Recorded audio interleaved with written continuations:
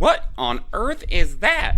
It's a Journey into Comics Network production! All aboard! I brought my pencil! Yeah! Like you never get to say like you did before. Make it ring, make it bleed, make it really so. What's up, Duderinos? Welcome back to another episode of Rank 'em All, that show where a couple of dudes or whoever sit down to rank a bunch of songs, a bunch of albums, from one artist at a time. We go all the way down that discog. We find the best, we find the worst. We find the best of the worst and the worst of the best. We go up and down, we rank each one. I'm one of your rankers, Brando, and joining me, as always, pretty much as always, I've never done a rank without him other than one other one that isn't also done. One and only, the Podfather, Nate Phillips. Feels good to be back. Wow. It's take it and ruminate for a second, guys. Podcasting is something that I miss, and I'm glad that we're back doing it. But of course, why would we do this shit alone? It's more fun with friends. Joining us also, one of our favorites, the stepdaddy of the Journey into Comics Network, TY. What's up, my boy? That's me. And I'm not here to scold you. I'm here to satisfy and nourish your knowledge and your desire to expand your horizons. That was awful. I'm just gonna. Not gonna lie, I thought you were gonna say, "I'm not here to scold you. I'm here to hold you," and I was about it. So, God, I should have said that. Like that was God. I needed the karaoke subtitles like ahead, just like a split second to be like, "Oh shit, that's good." Wow, yeah, see, that's a T-shirt there. I'm not here to scold you. I'm here to hold you, baby. Daddy's here to hold you. Well, this threesome isn't flying alone. We're actually a foursome today. The one and only, the majestical Buckles. I'm just really happy he didn't say he was here to fold us. I'm a little more frightened by that, actually. Because the sad thing is, I'd believe him. You'd be afraid of what I'm capable of. Would be, I am. Yeah, hell yeah. Yeah, I'm here. I'm alive. It's good to see everybody again. It's been a minute, as they would say, since we've had everybody together. So I'm really looking forward to this. Yeah, it has taken a long time to get us back together. I have been crazy busy. Me too. Pretty much since the end of September. My work has definitely picked up. It's not so much daily work. So, like, is there possible time to podcast? Sure. However, there has been some quite a few working into like 7 o'clock at night type deals. There has been 12-hour Saturday and Sundays. In December, I worked 20 days straight without a day off, and it didn't even really hit me. It didn't even really hit me till Christmas. It's one of those things where I looked at it and like, damn. And because then right before Christmas, I worked 13-hour days, and then right after Christmas, 12-hour days. I worked a crap ton, but it's been much needed in my life over the last couple of years. It's definitely been a struggle, as I'm sure it has been for a lot of different people. But so even though I've been working a lot, that isn't a complaint, because for the amount of hours I work, what I do on my job, I enjoy thoroughly. So that there is something to be said about that. Definitely. Is it really work if you enjoy it? Like, well, it kind of, because of the time. Right. But you know, because would I rather be home with my family? Sure. Would I rather just be hanging out with my buds all the time and ranking some pods? Absolutely. But that's not the way it is. I can just say for being the ranking old man of the group that the spirit is willing. The spirit's definitely willing, but the flesh is asleep in my recliner by 10:30. 10:30. Yep. 8 o'clock. Yeah, I was gonna say, dog. I was asleep on the couch right before we started this. You guys go in earlier than I do. I mean, usually about 8 o'clock is when my internal body clock is like, all right, dude, wrap it up. You know, you've got about an hour or so left. Maybe if you want it. Yeah, you know, you got to work for it. You know, commencing like, system shutdown. If you commencing system shut down. If you haven't showered, get showered. You know, are there days that right at 8 that we put the kids to bed, all the kids are in bed, and I'm like, I'm going to go lay down right now, and if I fall asleep, I fall asleep. Yep. Yes. Yep. Oh, yes, absolutely. My favorite's the I'm get all excited to watch something at like 8 o'clock, ready to watch Yep. some wrestling or watch a movie or something, and I wake up and it's like 2 a.m. It's like, oh, well, shit. Yep. Well, that's over. I guess I'll just go to bed for real now. Yeah. Yeah. But yeah, everyone, it has been a long time since we've been able to get together. But for all of you at home hearing this, it will have been literally the next week. So it's going to be interesting to see from episode to episode. This is the longest it's taken us to complete one of these projects. And we, you know, in the past, we've done intro episodes where we actually had a plan to do an intro episode that we didn't do first. But I'm almost to the point of like, it's Alice in Chains. We love Alice in Chains. They were part of an awesome movement that encompasses a bunch of other bands from a certain big city named Seattle. If you know who Alice in Chains are, odds are you know who all of them are. You might not, but go Google, go Wikipedia, because it can be an awesome just gateway to a cavalcade of great music. But literally, you know, as we've said early on in this rank, something in Alice was a little bit different than some of those, like where they deviated a little bit heavier, a little bit more metal. You know, the first album, like a lot of GNR type influence or something like that. And then they found their own sort of beat and style and sounded completely different than anything else that was out at the time, which really set them apart. But of course, now we are on the last album. We have reached the end of our journey for now. There are maybe some more to go, and I would love to reconvene at that time. And after we've given it a fair shake, and any new projects from Alice, it'd be awesome to revisit with you guys. But what we have here is Rainier Fog, and this album, Raymond Frog, is what is said in my head every time I try and say Rainier Fog. Oh, that makes me happy. The old Raymond Frog. That makes me happy. Can we get the voice really quickly? I am Raymond the Frog. Thank you. This album was released on August 24th, 2018, which makes it, as of right now, the most recent album that has been ranked here on the Rank 'Em All podcast. In fact, as I was doing some research, it was like, oh yes, the single was released on this to radios and Spotify, and I went, the first time I've read that in a minute, as far as doing any sort of research for anything here on the podcast. But the album debuted at number 12 on the Billboard 200. It debuted at number 1 on the Billboard Rock album chart, and it won some. It either won an award. It won the 2018 Metal Storm Award for Best Alternative Metal Album. It was nominated for a Grammy Award for Best Rock Album. Of course, this is like Alice in Chains is a huge band, and so when you have a band of this caliber put out a new album, eyes are on it, ears are on it. It's going to get attention, no matter what. Even maybe some of the greater feelings of an album might be. It's going to get that attention and probably earn some accolades. I mean, because they are talented and there is some good stuff on this album. But what I'm gathering from what little tidbit that we have shared, that it's not necessarily the best effort, but when you have some efforts to the highest caliber that they've already done, it's going to be hard to match that when you set the bar so high for yourself. When you make a new album, it's like some of the best albums of all time. You know, if you go back and think about some of the greatest ones that from bands that you like or any whatever. I'll take one of the most generic rock bands out of the hat, AC/DC. When they recorded Back in Black, they've never really reached that same height.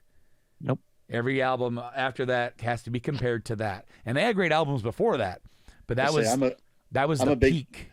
I'm a big AC/DC fan, like big AC/DC fan, and that's not even like, to me, yeah, they're two separate bands, considering two separate singers, two separate styles.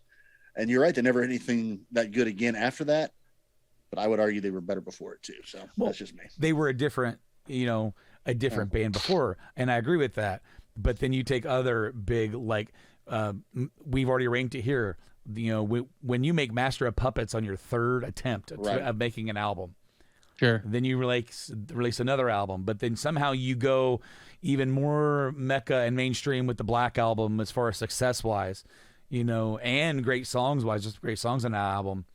Then after that, it's like how you can't play top yourself. Let's say GNR is the one I always think of for something like that. Sure, yeah, you come out of the gate with appetite. And you peak that high that early, and all of a sudden, okay, whatever you make, it's going to be great. Like, you can use your illusion. Great albums rather, and still no, you're not comparing. You know what it is? I have a great way to kind of think about this. We need to stop looking at musicians like musicians. Hold, please. I know you're like, wait, what? When it comes to albums and success, right? And what you to both your guys' points, look at it like Jordan and the Bulls. A miracle to get that first championship. Amazing that you hit the success that you hit. Very few bands 2 in a row. Very few bands can go 3. Even less can do 4, and even less do 5 and 6. And if you have that, that says something about not just your longevity, but your skill as a musician to be able to still captivate audiences across decades. You do it that many times, and it's not just like over the course of 6 years, I made 6 #1 albums.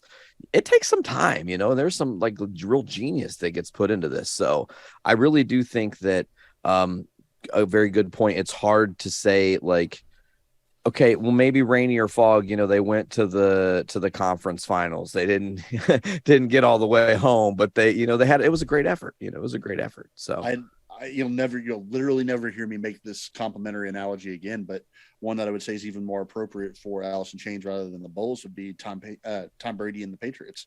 And Tyler, yes, I will say something nice about him for one minute moment. Yes. That success of the Patriots, and then goes to a completely different team, different environment, different conference, different everything, like having a new band entirely or missing some massive element entirely, and still managed to win a championship. Now, is that Buccaneers team as good as the Patriots were? Likely not. But you can't stuff your nose at it though. Right. Well, I will, because I hate him, but yeah. That's why Tyler's smiling. So real quick before we get into ranking, I think it's worth noting that over the course of the summer, I don't know how many of us got to see Alice in Chains. I did. Yeah. Unfortunately, I wasn't able to go. It was wild.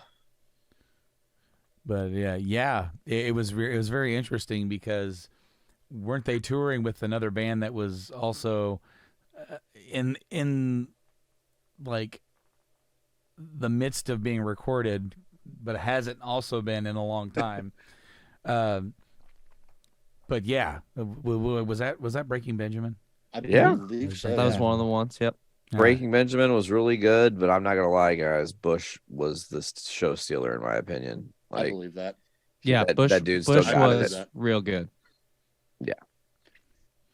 But anyways, let's get this last album done, guys. Yeah. Hell yeah. Let's get into it. This album clocks in at 53 minutes and 52 seconds. It was their first album under BMG record label.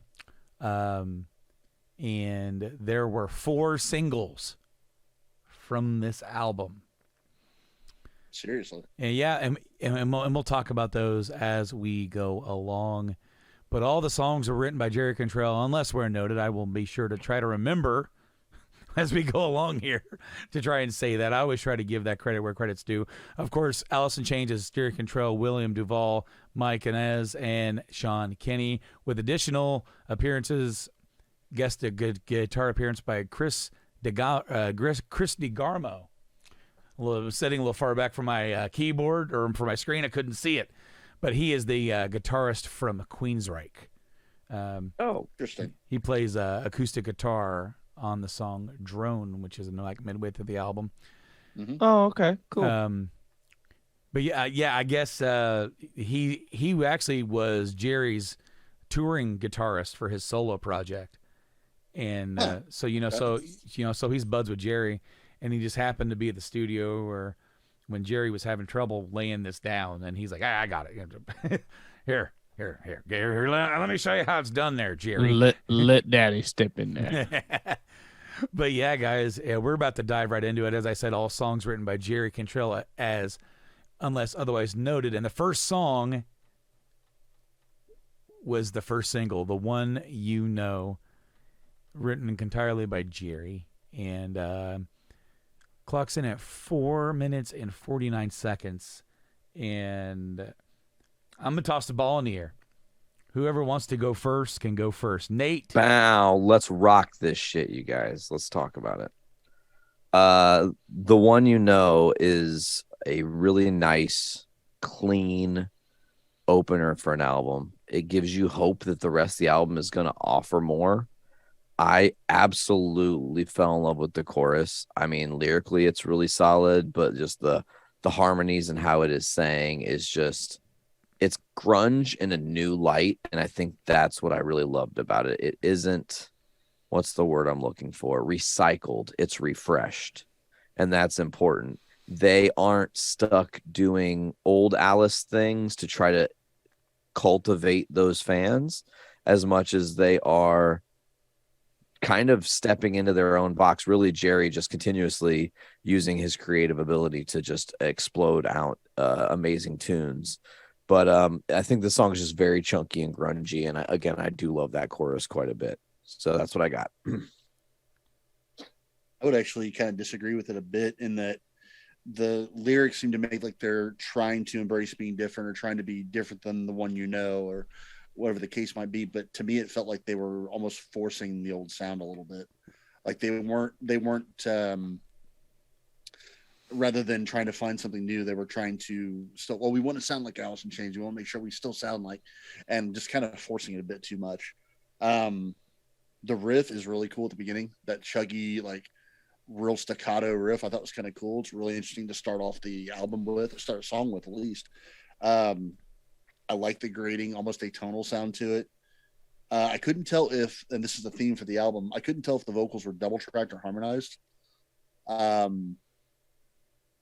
And I honestly, I again, kind of a theme for the album, I found myself liking the music itself more than the vocals.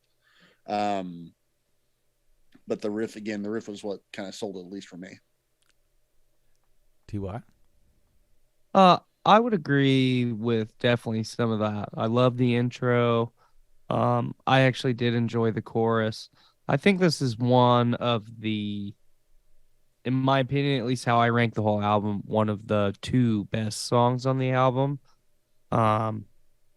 which may not bode well for the rest of the songs on the album. But no, I didn't think it was bad at all. It's definitely a, I've heard it played on the radio. So, you know, it's like we've talked a lot in the past as all of these bands that have been around as long. You know, I remember something I wanted to say a little bit ago. Not everybody is Metallica. Not everybody is Iron Maiden. You know, two of the greatest rock bands of all time, two of the longest. Not everybody's Rolling Stones. And you know, Paul McCartney somehow still alive, sucking people's life forces or whatever he does. But like, not every, and people always criticize Metallica for how they're, you know, they sold out. Meh. It's like, well, we always say they've just adapt. Their sound adapts and changes over time. I think this is a good example of them showing that they've still got it, but it's also, you know, as far as the double track or harmonies go, I think I was reading a little bit about some of this album and some of the recording process right before we started.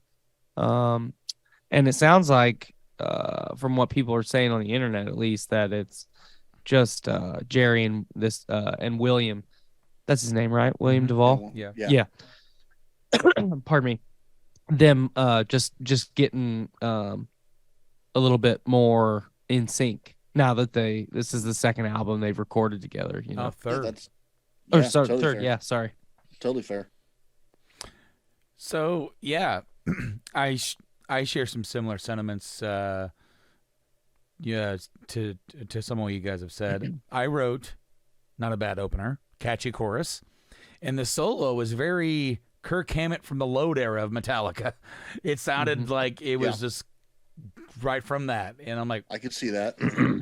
but it was like basically, but without the wah pedal, Right. The bridge and chorus kind of sounded a bit. I'm not saying they copy this, but it reminded me of mid-90s Smashing Pumpkins. A little bit. I could see that. I could see Brad. that. And so, yeah, I actually did like this song, and I think it's a worthy single, and I do think it, maybe for the first couple of songs here, but this one even more so maybe than the rest of the album. It's like, hey, this is Alice in Chains. That there's little sprinkles here, and we're gonna get into other songs here where they maybe step out a little bit to sound a little bit more like a new band within that has the legacy and soul of what it used to be, but is it trying to explore some new avenues while still maybe keeping the thread line of who they were. I don't think I disagree with you, Buckles. I don't necessarily think it's forced. I definitely think that they're like, look, we're Alice in Chains. If we do something completely off-putting and sound 100% different, then maybe we won't be that anymore.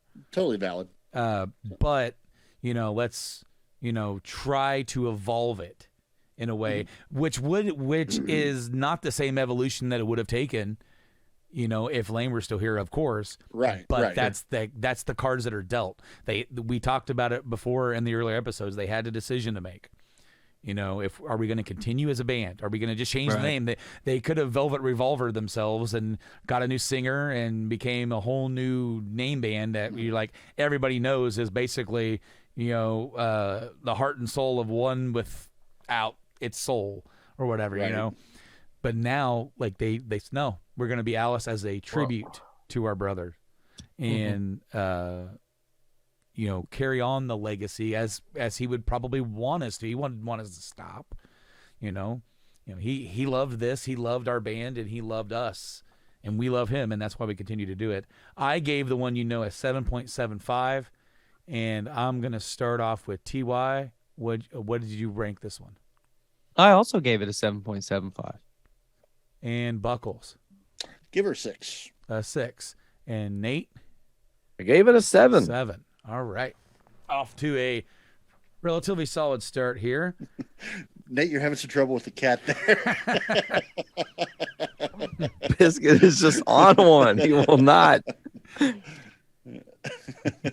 Gonna have to bring out the fucking Oh shit. The Iron Infinity Gauntlet. it snaps. I don't know why it's not snapping. It's cool. Maybe because it's the fact that your fingers are 17 times bigger than that thing. Don't finger bang with that thing anymore, and maybe it'll work better. Oh, wow. Why is that one finger not moving, Nate? Is it rusted? It's It's worn out. It's a high grade silicone. I'm not gonna lie. That means it's been in Nate's ass. God. It's good. Whoa! Right there. Not the imagery I was putting out there at all. Yep. Just so you know, you could just reality stone yourself back to That's reality. called breaking the ice, Daddy. Chewing the pink Breaking one of the the soul ice. stone. Snatching soul stones. Hell yeah. Oh my God! Hey, Dear God. I gotta take a pause. Biscuit just broke my pop shelf behind me in real time. So pause, guys. Pause. Fucking cat. I don't keep this as an outtake. My dog is asleep behind me. Tyler's is probably humping something.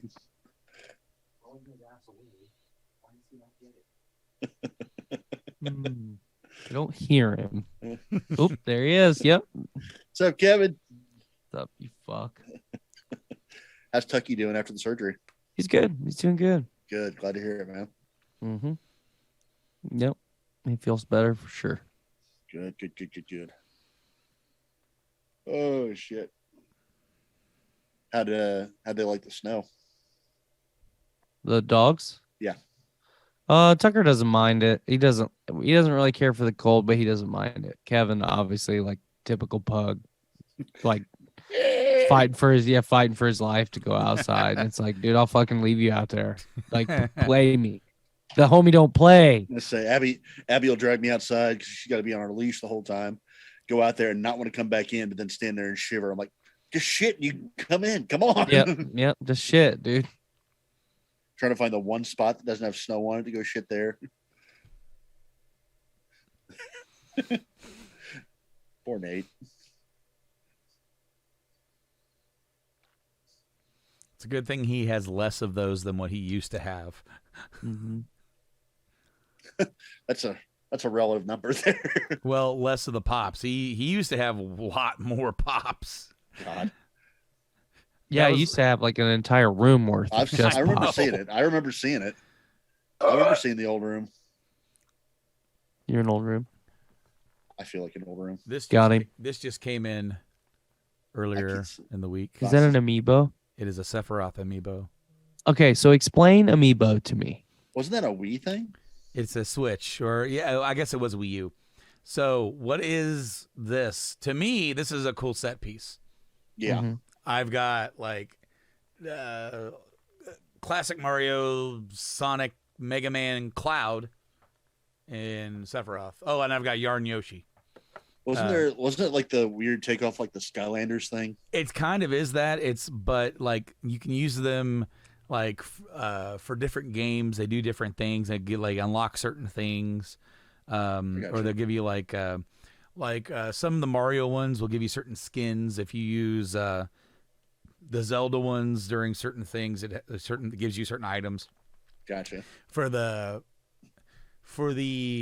Smash Brothers ones, it does something. I don't know exactly what they do, but they have memory chips in them. So like if you use it for Smash Brothers, I'm not sure if that stores your character or something. Like say if you played a Sephiroth and you got him whatever, like he kind of stores your stats or whatever. Okay. So then if you That's kind of cool. it's something along those lines. I don't use them for that because I keep them in the packaging. Right. But I actually just beat a game for the first time in a while. Bought the Dishonored trilogy over Thanksgiving and finally beat the first one. I'm working on the second now. That game's Cool. a blast. But yeah, like I haven't bought an amiibo in years. I I was haven't. Gotcha. surprised to see it. Yeah, Well, No, they're still really popular. They're really the only one left. really. I miss Disney Infinity didn't last. Yeah. Skylanders is gone. Yeah. I miss Solid Snake on the amiibo. I'm still mad about that. Because I was kind of trying to keep it mainline to some of the bigger icons for gaming, some of the big caricatures or mascots in a way. So like as I said, I got like Mario, Sonic, Mega Man, Cloud. So once they announced Sephiroth, I pre-ordered them I had the money. I'm like, I have money here, take it. But for like, I still would like to track down a good Link for Zelda and shit like that. But as far as having like an expansive amiibo collection, nah, that's not me. I know Mike used to have every single Metroid one up to a certain point, and then he was trying to do Zelda, and he kind of priced himself out of that. So, and then I think he sold a lot of shit. But Just see if I can find them on Amazon. I was looking to see if they had the Solid Snake on Amazon. they do, and he's like $40, and that's too much for me. Gotcha. I Because understand that. these are like $15 or something, and I'm not gonna pay $40 for a fucking little statue that I'm never gonna. No, I open. don't blame you. Completely understand. It's like $15 is right on the money. Hell yeah, decorative piece. But yeah, no. Like I actually just pre-ordered my first for Christmas. I got the Metallica Master of Puppets set. Mm-hmm. Very nice. And I just pre-ordered. This is my first pop pre-order. I haven't bought pops like ever, So I but don't think I bought one in years. but I found one. Bless you. Thanks. And as soon as I Twice. saw it, I'm like, I have to have it. And I'm trying to get a picture loaded up. Ooh, come on. I'm getting a white glare there. Yep, whiteness. It's White Goodman from fucking Dodgeball. That's a hate crime. Can't say that. Oh, come on. All right, you know what? I got an idea.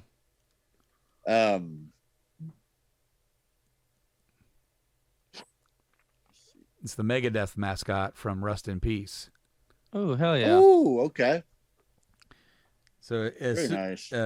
like Iron Maiden has some Eddie Pops that I kind of want to get, but like just like little shit like that. Like I want to get Eddie Van Halen. You know, I saw they're coming out with a new Ronnie James Dio. I thought that'd be kind of neat to have. Mm-hmm. You know, like they've had other Metallica pops and I've never bought them, but the moment that I saw the master set with Cliff, I'm like, you're coming home with me. And they're hard to find. They're hard as fuck to find. Like they were in every single Walmart store and they sold out quick. I believe it. I got the very last one at Lafayette 26. It was like around Black Friday, I think. And then my Walmart ended up having like 6 of them. There you go. When I checked the next day, I'm like, oh crap, they got a shitload of them here. I could have just came here. But now I can't find them anywhere. I see all the other ones they had. They had AC/DC. They had U2, Run DMC, and Kiss. And I think Kiss is hard to find too.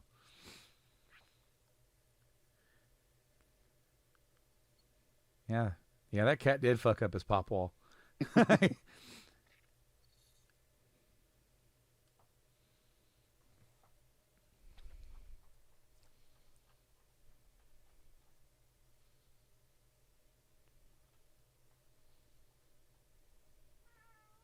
Shut up, cat.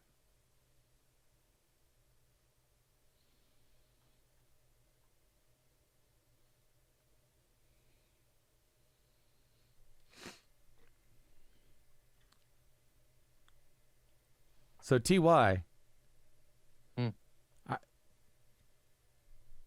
I had to do like a double triple take at work the other day.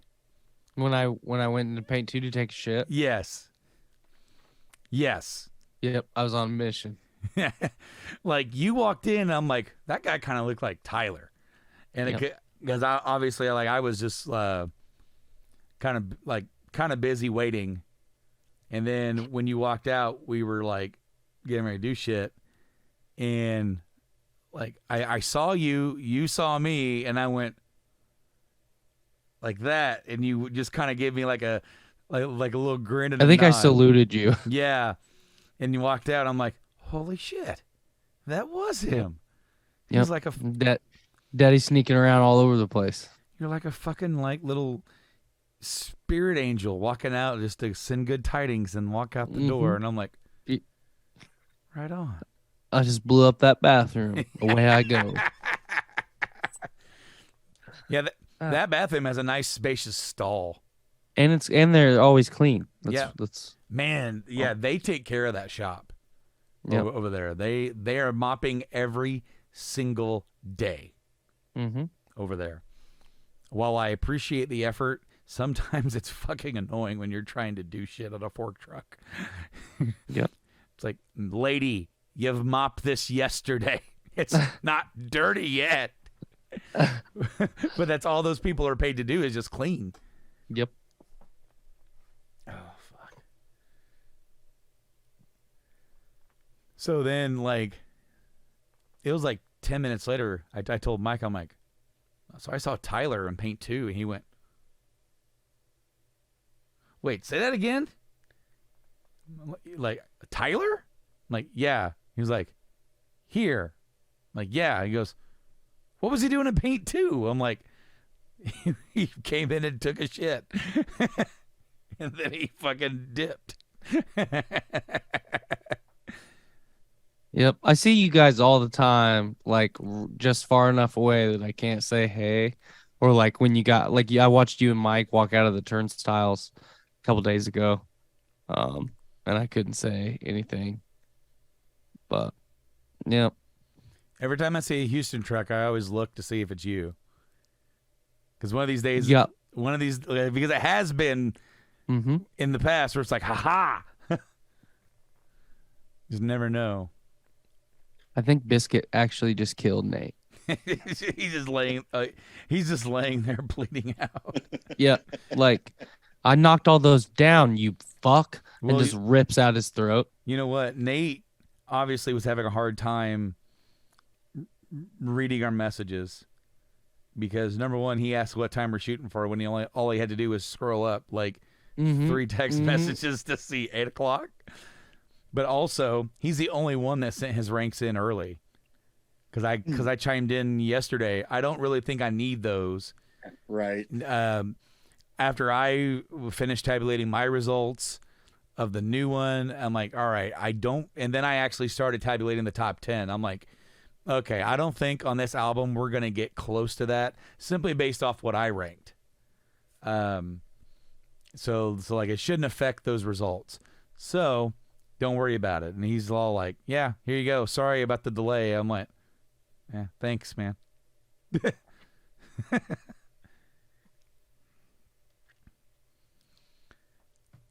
Okay, I'm back. Let's fuck it up. So the next song on the album is the title track, Raymond Frog. Wyman. Hey. Rainier Fog, written by Jerry Cantrell, was the final single off the album, the fourth and final single. And I'll start her off this time by saying that, it's very funny because I'm going to read directly from the notes because some of this has already been established within the very first song that we had already talked about. So far, the album sounds like the band is coming into its own as bits are there that tell you it's Alice in Chains, but it's just different enough. Maybe it doesn't compare to the glory days, but I don't think it's supposed to. The song is catchy as fuck. It's very radio rock friendly. And I'm going to pass it right over to TY. Dude, it's funny that you say that because my notes, solid radio jam, ends up being a tad bit lackluster otherwise. I didn't love this song. I definitely didn't hate it. I don't think that it's the worst song on the album by any means. And not saying necessarily that it would have fit on any of the previous albums, but there's definitely some songs that I would say are, right on par, if not worse than this. You know what I mean? I hate to be so negative about it, or to look at it under such a negative lens. But, like I said, kind of in our chat earlier, I wanted to like this one, but I don't love it. You know what I mean? Force yourself to, yeah. Yeah. I mean, it's not bad by any means. I had it listed as feeling a lot more natural than the opening song. Like that force that I felt was in that first track. I don't feel it as much here. This feels like it's a lot more of a natural. We're actually enjoying this. This is a little more organic. The double track or harmony, or I guess harmony for the most part, it's used a little more sparingly. It's not just constant throughout. It's shows a little more thought into where they're putting it. The breakdown's pretty cool. But other than that, I didn't realize this was a single. Point of fact, I don't think I've ever heard any of these songs as singles. But really? Yeah, I don't remember ever having heard any of these tracks on the radio before. But I could listen to it now and go, yeah, that's a single. That sounds like a radio single. Right. Nate. Rainier Fog, I said in my notes, I think this song really jams, but at times I notice that it is very droning, which is something you'll hear me say a couple times in this album. Lyrically solid, though. I mean, there's just some really good themes, just like hit it home, nail on the head type shit. I love You Can Find Me Writhing in the Ghost of a Song, which part of me is like, man, is that like I can never be in my heart what we were when Lane was alive. And here I am just living with the reality that is that, I can make amazing music, but I'm missing this ghost. Mm-hmm. Well, so this song, title track Rainier Fog, is a tribute to the Seattle music scene. And That makes sense, I guess. Yeah. So the original demo was actually featured Duff McKagan from GNR played bass on it. And Duff told him, "Oh, this is your single right here." And Jerry hadn't written lyrics yet. But Jerry also told Classic Rock Magazine that the lyrics left me here so all alone, only for me to find, hear your voice on waves we rode, echoes inside my mind. Disembodied, just a trace of what it was like then. When you were here, we shared that space that's always half empty. Those lyrics are about Lane and Mike Starr. So he definitely also probably alluding to some of the other big heavy hitters that aren't with us anymore. Kurt. I don't recall, was Chris Cornell gone by this point? I believe in so. 08 or in 18? I Yeah. believe so. Yeah. Yeah, I think he died. Was it 16? 16, I think. Yeah. Yeah. But I'm looking at 17. So like literally like the year before. Right before, yeah. 1 year before this album came out. Chris had left us, and What about Scott Weiland from STP? Yep. yeah, He's Uh, there, Same yeah. also, Same time yep. frame, yeah. yeah, because Maybe that's who I'm thinking of. I think Or STP. 16. I think he'd been gone for a while before because Not a whole long while. because but definitely Chester a little bit. he left. That's right. Yeah, Chester was doing STP before, and he died right around the same time as Cornell. It was like Yeah. 2 months later, right? Yeah. Something It like was that. him, Cornell, and like didn't 2013. Ben fucking Weiland died. Are we talking Tom- 2016? 17. 17. Oh, Didn't Tom Petty die right around that time as well? Like there was a like a rash of them like in a row. Like, I know- rank them all musician deaths? Is that what we're doing right now? No, like it's like the song is talking about ghosts and songs. Right. All that's left of some of these bands are the ghosts of their songs. So like they're not around anymore. And Alice is one of the few bands that is, but some of their friends are gone. Some of their brothers are gone. Lane, Mike are Right. gone. And they are, like Nate said, they are a ghost of what they were, but somehow there's a spirit that the spirit that drove it before is some of that may be gone, but they're not entirely gone. It's very interesting track. I what? I was just only mostly dead. Only mostly. Mostly. But yeah, I gave this song an 8. Buckles, what did you give it? I give it a 7. 7. TY, what'd you give it? 6.75, actually. 7.5. And Nate. The countdown continues. 6.25. This one 2.5. That doesn't bode well. What I didn't say about the first track, the one Jerry said it was inspired by David Bowie's song Fame, and that he wrote the song around the time Bowie died. That was Yeah. 2016. Yeah. Actually, like right around this time Yeah, in not long 2016. ago. Yeah. Yeah, that's January wild. of 2016. So that's weird. Yep. Him and Lemmy. Yeah. The next track, Red Golly. Giant, was written by everybody in the band except William Duvall. Red Giant. I'll let Buckles go first. Red Giant. I wrote boss fight intro. There you go. At the beginning of this sounds like a boss fight.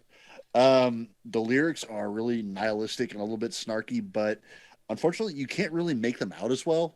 I know my hearing sucks, but the double tracking on this, the double tracking or harmony made it almost buried a little bit in the mix. So it was almost hard. Like when I go back and listen to these, I'm doing my ranks. I'm watching on YouTube so I can follow along the lyrics as well. Mm-hmm. And which will come into play later. But without those lyrics being on screen, I wouldn't have known what the hell was going on. Like the lyrics were just kind of indiscernible to me. I don't understand why they double tracked or they harmonized literally every vocal on this one. And other than the intro, nothing really stood out to me. Like, I'm not saying that the song's bad, it was just dull. Like it was just kind of forgettable. It was just it's a song and then it's done. So not a whole lot there to me. I'll go next. I kind of just said it's slowing it down, and it's basically just kind of a little bit of a chunkier version of what we've already heard.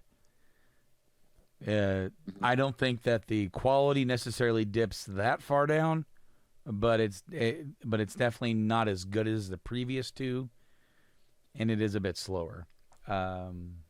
Nate. Okay, so I've been spending a little bit of time in my downtime being more creative, doing like you guys saw earlier. I showed you the art that I did. It's a coloring page, but I did it in gel markers or whatever. Did one of Spidey. Here, I'll show you that one too, or whatever. It's hard to see with the fucking cameras, but anyways, I'm not done with this yet. But it's all gel marker. It looks real shiny and cool when you see it in person. But anyways. I do that kind of shit. I've been building a lot in Minecraft. You're like, where is this going? You're fucking with my ADD right now, buddy. so playing Minecraft today, I was doing my final listen through and making sure that what I had initially said. And initially, I think I gave this like a 6.75. I was really high on it. But then when I was playing Minecraft and I was more zoned out and interested in the Minecraft music than listening to what they were recording, I knew there was kind of a problem. Okay. And I was like, I totally just lost interest in this album, like without even trying. I was really into the first two songs. I was like locked in and making cool shit. I'm like, yeah, build a bridge, type shit. But it's just being real. But now, ass bridge. Yeah. But now I'm like, why do I want to shut this off? And I had to really like ruminate on it. And it's just very meh. Mm-hmm. There's nothing tangible to sink your teeth into on this song that makes you not only crave a re-listen, but even consider a re-listen. I think that was where I had a real big divide. Yep. All right. You kind of hit my nail on the head of this whole album right there, actually. And TY. I don't have a whole lot to add. I wasn't super high on it myself. I put pretty flat. Is this actually Velvet Revolver? Because you could go back to 2006, a little interchangeable, pop this on that album, and it 100% fit. So not necessarily saying that it's terrible by any means, but I gave it a 5.25. Yeah, here comes the water.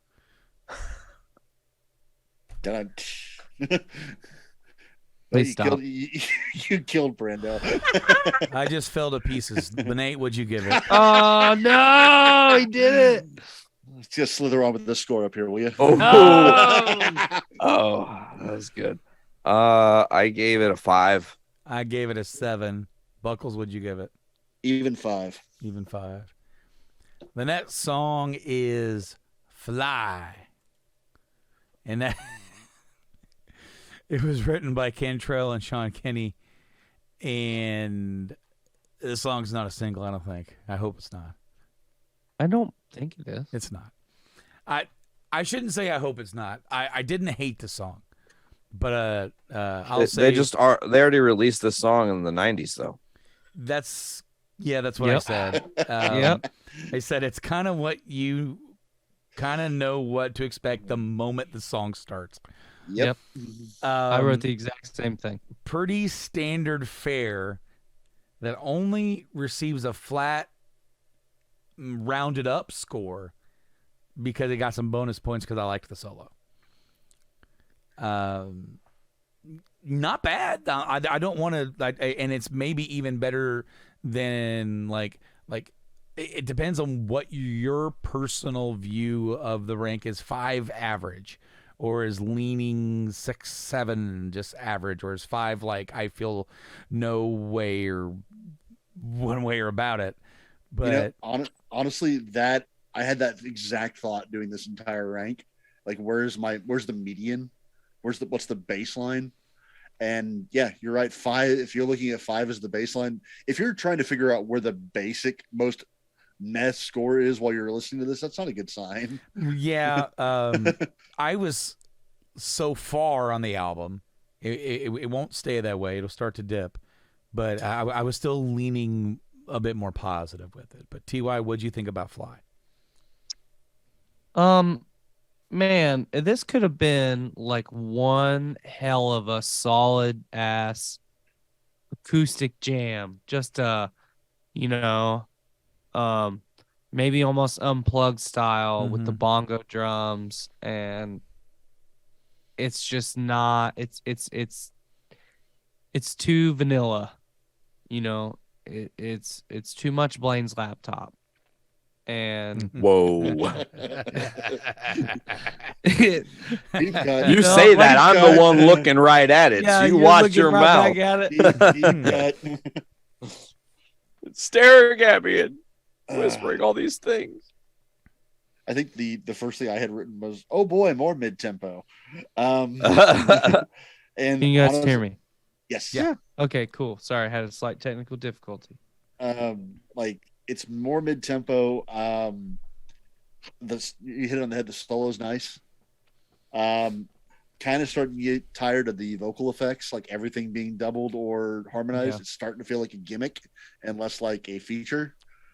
And it's starting to feel like they're leaning on it a little bit just for the sake of leaning on it. And I'm not really liking it. But at least the lyrics aren't, the vocals aren't as buried, and the solo is good. So yeah. Nate. Don't think Bono when I say this, but Heaven Beside You Too. It's like a Heaven Beside You sequel. It really is. Like my ears did a double take. I was like, wait, they already wrote this. Oh, it's a different song. It's a different song. And lyrically, it is kind of different. Okay, cool. But I'm gonna definitely kind of copy Brando's sentiment in saying that the solo is rad as fuck. I loved it. Yeah. It was pretty bitchin'. But overall, I would say so far on this album that you still haven't found what you're looking for. Nope. Nope. I really haven't. I'm not even gonna YouTube battling you, bro. I'm not even doing it. I can't. Sunday, Bloody Sunday. Moving on.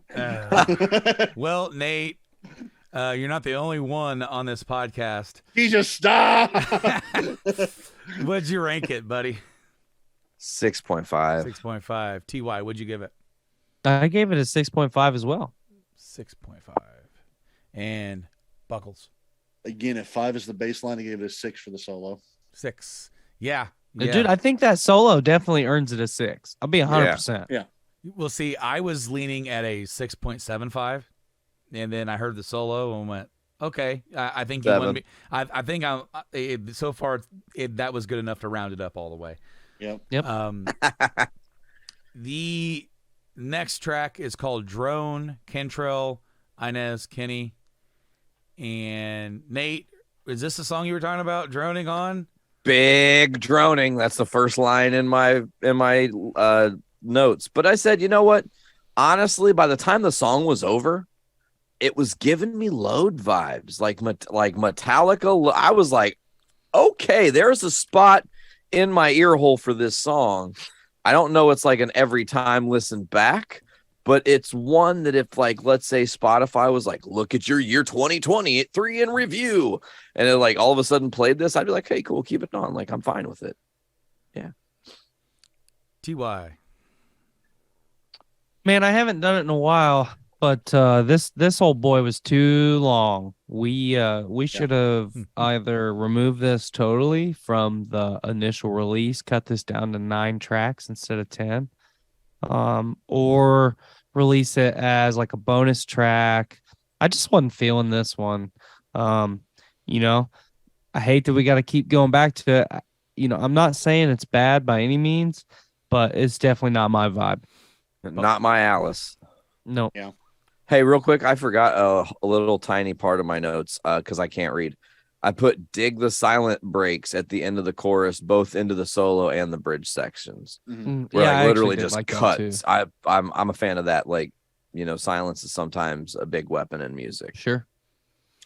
I like the intro riff, even though it's still more the same mid tempo. The guitar solo is kind of bluesy, which I kind of liked. There's a very hard left turn in the song. There's a really abrupt like time signature shift. That bridge section, yeah. It's it is a hard left turn right there. It just comes out of nowhere, and I like that. I applaud them for doing something a little bit different there. Hell yeah. And I feel like in a way I'm kind of giving it a little more credit because of that. Not because I liked it so much, but because it's different.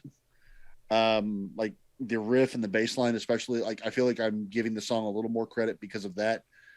Not again because I like it that much or because it's good necessarily, but because it's at least something different than what we've been presented so far. So I can applaud them for doing something different. Although Tyler's right, it is way too long. Yeah, this one, man, and I hated to even put that in my notes because there for a while, it's like this track's too long, this track's too long. This one for sure is a good example of you could have cut 45 seconds probably off this song and it would have been long, but it would have been okay. You know what I mean? There's something saying that when the diehard Tool fan tells you a song is really long, sure. that is saying something. All right, Buckles, what'd you give it? I gave it a 7 just for originality's sake. Alrighty, and TY? Solid, even 5. 5. And Nate? 5.75. Oh man, we're like right there in the bundle. I gave it a flat 6. The next track, Deaf Ears and Blind Eyes. Wrote this song. Yep. All right, Nate. Ooh. Nate, Nate's got some feelings. Go first. 2 words for my notes. Uninspired jam. This is like bland jam 3000. My cats could make a better tune falling on a piano. You know what I'm saying? Like, I'm sorry. It was just not when I listen. There is something to be said about the title of a song. And when you lead me with Deaf Ears, Blind Eyes, I was like, oh, this is about to suck. And I was not disappointed. Yeah. I had 3 notes for this. 1, at this point, I'm rolling my eyes at the vocals entirely because they are the exact same as like the last 3 songs. That's all double tracked. It's all harmonized the entire way through. There's no attempt at spacing things out. It's just the whole way through. It's a gimmick. It's a crutch.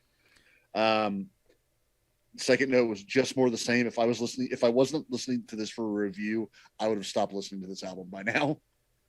And the third note was I'm giving it the same score as Red Giant because I can't tell the difference. Right on. TY, what do you got?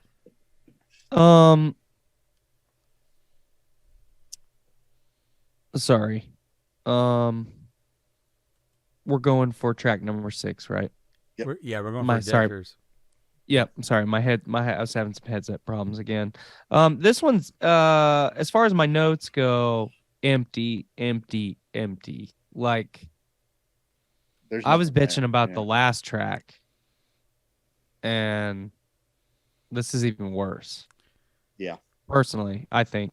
And it's funny because the droning with Jerry and Lane's vocals and now Jerry and William Duvall's vocals, they definitely have the tendency to kind of get that tone, that droning sound that isn't always pleasant. Well, last song, obviously drone, not great. This one I feel like is even worse personally. So not a fan.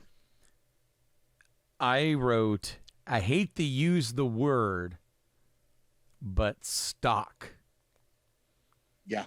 Yeah. Mm-hmm. This is like Windows 98. This was like the first soundbite that you got. Minesweepers that's in your computer. There you go. Minesweepers. This is stock. And I always go back to some kind of monster Metallica.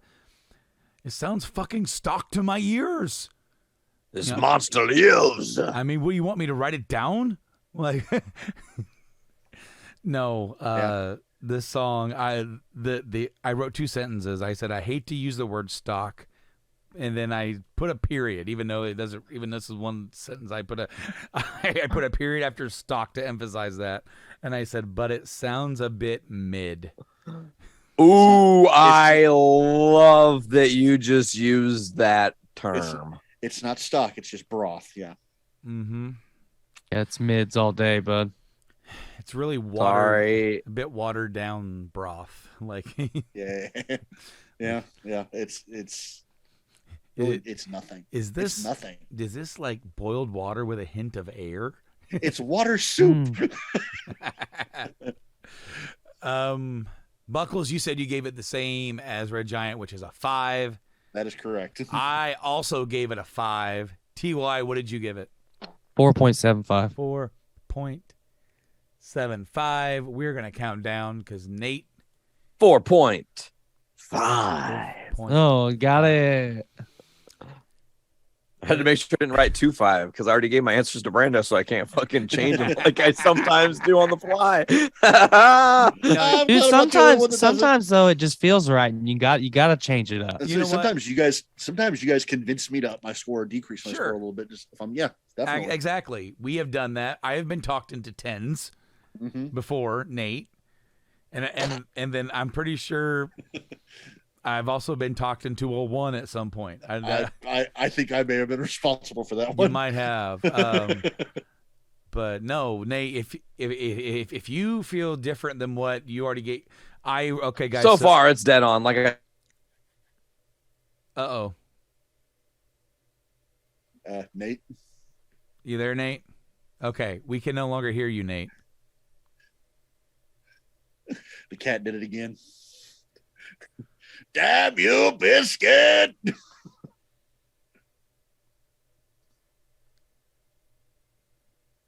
one, There you are. 2, Macarena. 1, 2. Hey, Macarena. Hi. Yay, we're back. You I don't know what just happened. That was weird. I don't know. Weird shit. You were a little choppy there for Very a second. But we're gonna carry on before we end up losing this episode altogether due to technical difficulties. Well, it's not. Yeah. The next song is called Maybe. It's another Jerry song. Oh, the last song also was a Jerry as well, all by himself. Maybe This that's whole album, the whole album feels like Jerry Cantrell. That's the sad thing. That might be part of the problem. The next song also was not a single. I'll go first this time. I wrote down the standalone vocals when first met with the guitars were a little jarring. Like it almost felt like they didn't sync up into. It almost felt like one was moving faster than the other one, but then all of a sudden they catch each other and they go into kind of like a weird little catchy groove. But I also didn't feel like that the song was that much of an improvement from the previous track. But the catchy groove gave it like a few bonus hundredths of a point for me. So we'll go with TY first. What you got, bud? Man, I don't really have anything major to say with this one. This is another one of those that I think is pretty stock. Mm-hmm. It's just not a lot to it. I like the idea of starting the song a cappella. I like having the vocals by themselves. That's kind of new. It's different. It's interesting. Yeah. But as soon as they get into the song itself, they're right back to the same harmony, and it's the exact same harmony, and it's more mid-tempo. I'm begging for anything a little faster, anything with a little energy at this point. And honestly, the solo's all right. The solos have been the only redeeming point of the album so far to me. Yeah. I'm not mentioning it on every song because there was a couple that really stood out. But yeah, for sure, the lead guitars shine a bit more on this album, and that could be because in some cases the backing maybe just isn't as high of a musical quality or writing than what the solo is for. So, Nate, what you got for Maybe? Oh man, I'm gonna totally just make you guys feel so weird because I'm shifting it. This is the only song on the album I listened to at least 6 times today. Replayability, really? This one hard, and you know what it is? It is not a lot to do with music. I think the music is basic, which keeps it good. I think that there's just some lyrical truth to this song that just got me. Like, man, there's just some like the pull up the lyrics here while we're talking. He says, Maybe you should know I'm feeling lonely and I'm tired. Oh yeah, maybe I should go. Got no desire to watch the last tear fall. But this line is particularly poignant. Maybe this will show I'm reeling empty, uninspired. And I think that up until recently, when I've been trying to do more creative stuff, I've really just had this deep realization that I just let all my creative outlets fallen by the wayside to do all the work. And It happens. And Definitely and happens. the coming back to that and actually creating is kind of saving me. So this song hit me, man. I was like, whoa, you could like just like wrote right into my spirit. Damn. Okay. Hell yeah. So yeah, it got me. My score will definitely reflect that when we get there to the end. I think you're the last one to go. So Oh shit. go ahead and hit me with that rank. This one's an 8 for me, honestly. I really, like I said, a mixture of the musical simplicity and the lyrical accuracy of my internal realizations was just like, whoa. Buckles, what you got for me? Another 5. This And- is becoming a theme. And TY.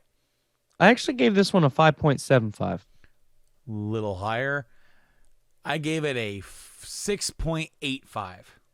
Ooh, shit. 8.5. That's what I'm saying. All right, let's justify that one. Where's the extra 0.1 coming at? Well, the extra 0.10. He did say That's a what I tenth meant. of a point earlier. Yep. I said the catchier groove Mm-hmm. leaned me Oh, forward. that's what it was. That's what it was. It leaned Gotcha, me gotcha, forward gotcha. from my 0.75, but I'm like, Okay.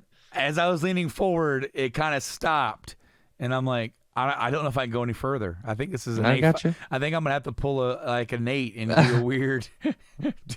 Yeah. 5.237. Yeah. Pretty much. The next track, So Far Under, was a single. It was. Yes, it was. I'm double checking. Dip, dip, dip. I have the little window small, so I had to scroll a lot to get back up to the single. It was the second single, released right before the album dropped, like about a month before. And this song was completely 100% written by William Duvall. He wrote the music and he wrote the lyrics. And I read about it a little bit on here. About this track, where is it? So it was like he wrote the music and he wrote the vocals. He was saying lead vocal and played guitar solo on the track.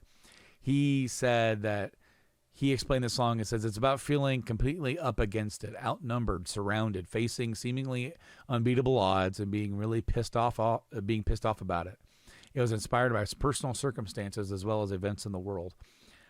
And I'm going to let Buckles talk about this one first.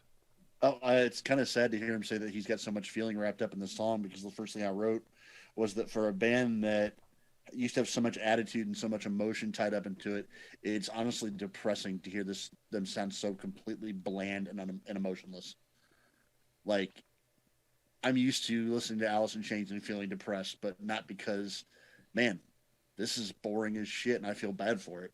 I like the downward chord progression, that kind of downstepping progression. I thought was kind of cool.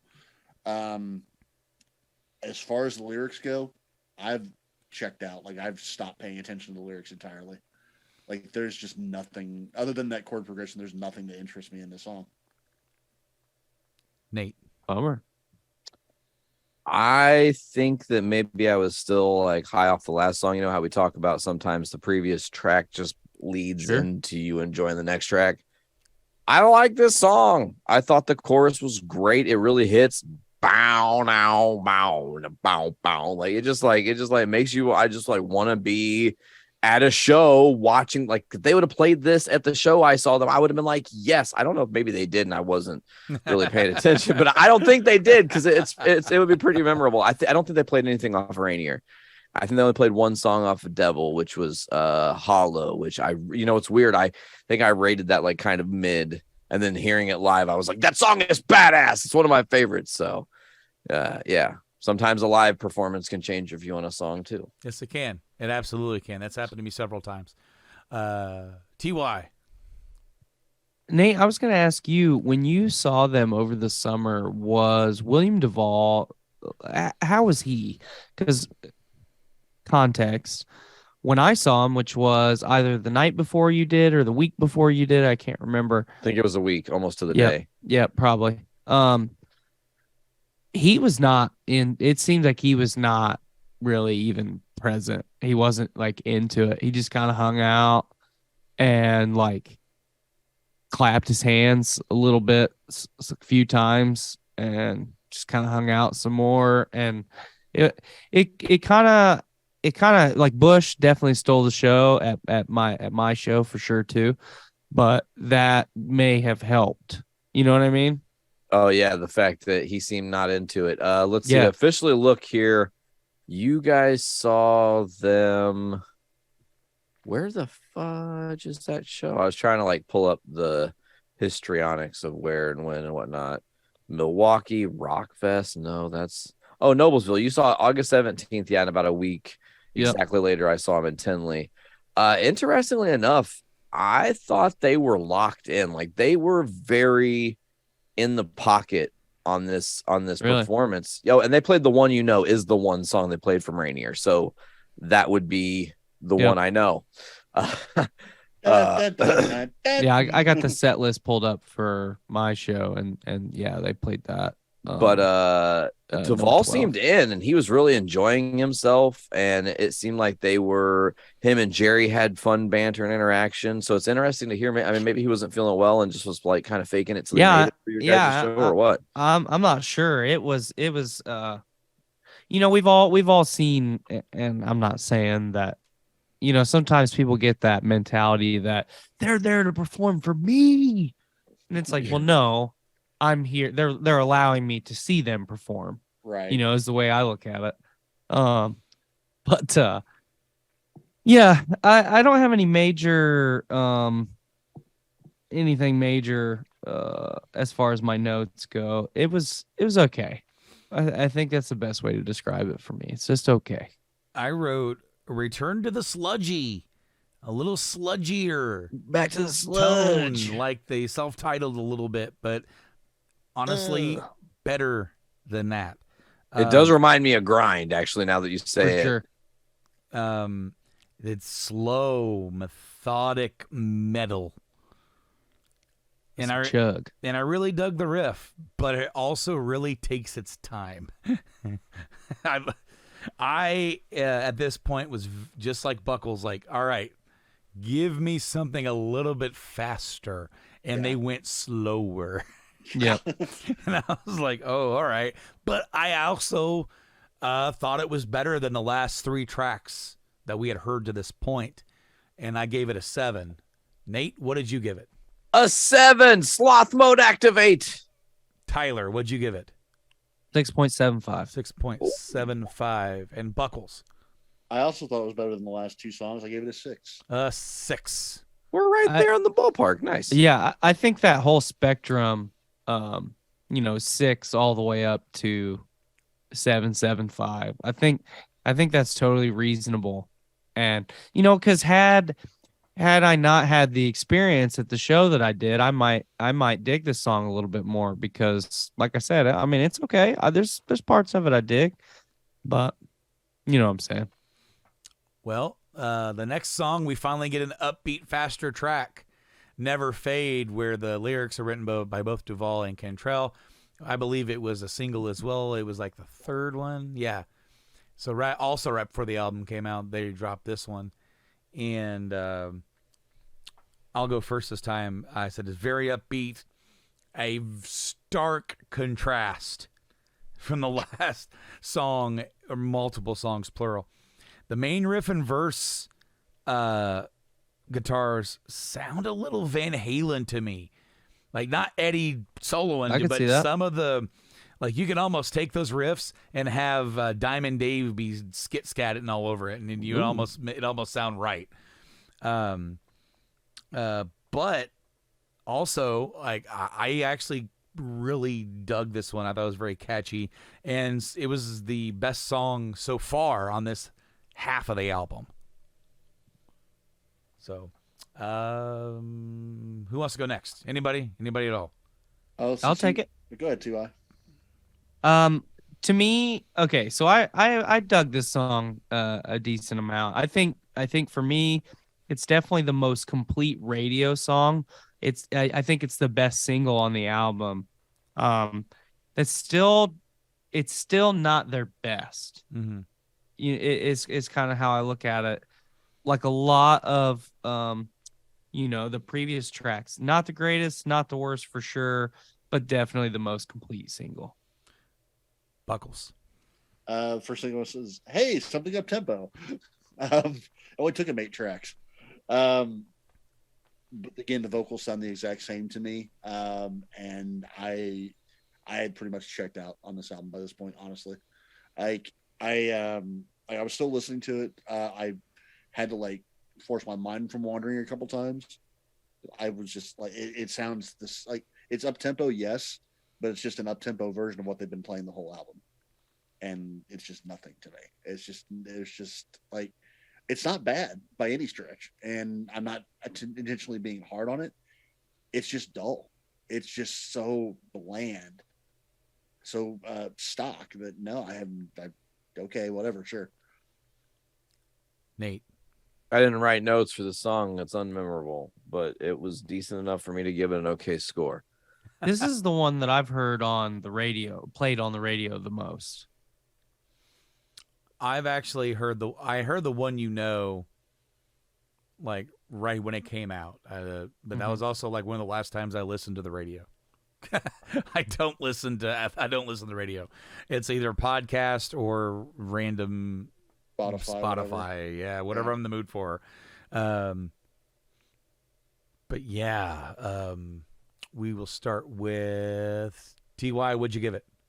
7.75. 7.75. Buckles. Give it a 6. 6. And Nate.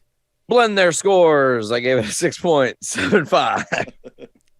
I gave it an 8. Don't give it to me. I'm not a rank. Nah. The last song, All I Am, not a single. Longest song on the album, 7 minutes and 15 seconds. Woo-wee. And we will let Nate go first. One word described this song. Haunting. I really enjoyed it. It definitely was like, okay, yeah, I get it. This is a slow album. This is like Alice in Chains Ballad Deluxe without it being about sad stuff. It's just slow stuff, sloth mode activate, like I said, and shit like that. But again, this is just like sometimes it's a mood and a vibe that catches you. And again, this caught me as just like the hauntingness of it made me perk up as like, yes, more of whatever this is, whether it's don't do a whole album of it, but you could sprinkle it on the next couple albums 1 or 2 more times, and I'd probably be about it quite a bit. Buckles. So I only have a couple notes. I have 2 notes specifically, and one of them is quite possibly the most damning thing I've ever said about a song. Remember how I said earlier that I do my reviews by watching YouTube videos. Mm-hmm. That way I can follow the lyrics on it. And when you're watching a YouTube video, unless you queue them up in order, they'll just play random songs if you don't set it to something else. So I listened to Never Fade, and I thought I had set this correctly. This started playing Fly again, and I didn't notice until halfway through the song. Bummy. Like, I did not even realize until I think I've heard this before, that I was listening to a song I'd already heard on the album. That's how boring this was to me. And how much like it's just monotone, the whole thing to me. Like it's kind of apropos that the song's called Rainier Fog when the whole album is nothing but gray. And I can honestly say that I have no reason to ever listen to this album again. Like, not that it's bad, again, not that I dislike it, not that it's bad. I have no reason to listen to this album again. So, yeah. TY. Dude, I'm gonna be not brutally honest, just This song is not my jam, but I tell you what, the last 30 to 45 seconds of the song, I really dig the outro. Got some good vibes from that. Overall, not my jam though. It's funny because I wrote, it drags on a little bit, but it's a big, heavy epic to end the album. And for me, one of the better songs on the album.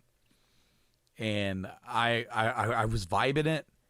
And then, like you said, the latter, like, I don't know, the latter eighth of the song kicked in. And I went, man, this is actually really good.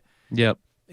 But it does take a little bit to get there. But I got really, really, really high on this song. And my score reflects that. It's the highest rank, I guarantee you, out of any of us on this entire album. I gave it an 8.75. And we'll go back to TY. What'd you give it? I gave it a 6.5. 6.5. And Buckles? Like we've been saying the whole album, if 5 is the baseline, this is baseline. 5. And Nate? 7.25. 2.5. All right. Rainier Fog is ranked with the highest ranking song on the album is Never Fade at 7.12. And the lowest ranking song is Deaf Ears Blind Eyes with a 4.81. Yeah, that one's not great. That's out of curiosity, how does that compare to other albums in terms of the lowest? You mean like songs? In average, like on average, if the lowest song was a 4.8, that close to what we would consider the median? That isn't the lowest rank that we've given. The lowest rank we gave was on the last album. Okay. And we will talk about that. We are going to do final tabulations. But the final album ranking scores, Brando, for me, I ranked this an average of 7.13. Nate, 6.4.